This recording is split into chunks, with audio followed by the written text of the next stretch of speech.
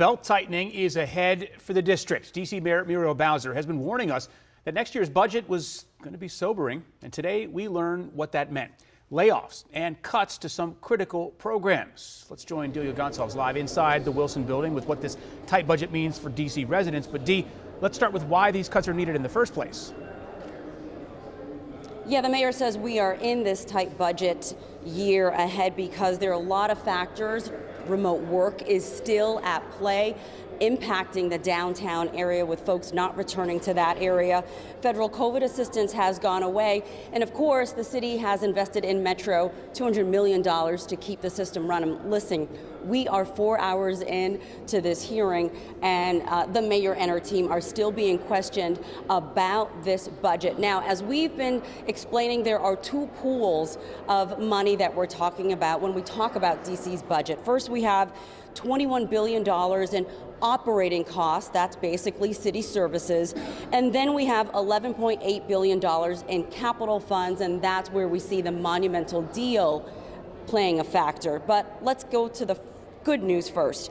70% of the budget consists of investing in city services, among them $2.8 billion for schools, $563 million for DC police, including $70 million to hire more police officers, $295 million for DC Fire. Now, we gave you the good news.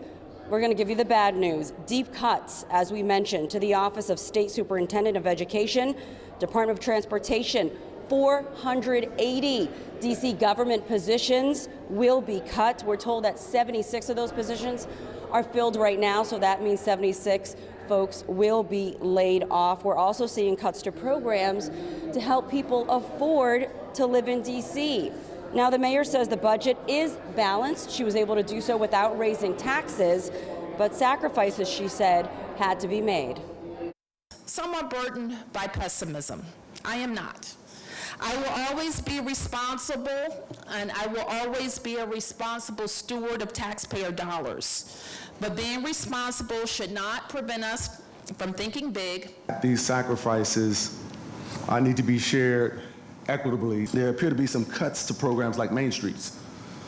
And I think it's important to understand what that means for those small businesses along those Main Street corridors. I agree with Councilmember McDuffie's sentiment. It strikes me that the pilots and new programs for downtowner businesses may be doubling down too far, just as we're seeing deep cuts elsewhere. It feels as though we are proposing to balance this budget on the backs of Black and brown women in the child care sector with the elimination of the Early Childhood Pay Equity Fund. I didn't anticipate getting emotional. There is no other group of women who we are saying. We told them, there is a career path for you in early childhood. Go get your associate's degree. Go get your bachelor's degree. But now we are telling you, you have to go back to making minimum wage.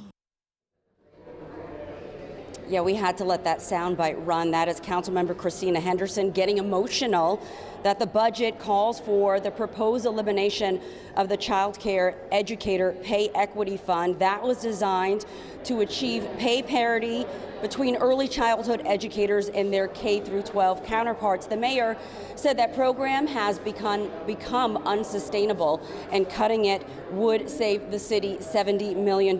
Meanwhile, the ACLU of DC released this statement saying the budget should not move the district backward at a time when DC should be creating public safety in every zip code. District leaders must stop throwing money at failed tactics. Guess the ACLU certainly not the only group opposed to the proposed cuts in this budget. We'll have more from the critics coming up at 5 o'clock. Adam, back to you. Yeah, it sounds like just a lot of these cuts just extremely difficult to swallow. And as we move forward, we'll see what council is able to tolerate and which cuts they are not. Delia, thank you.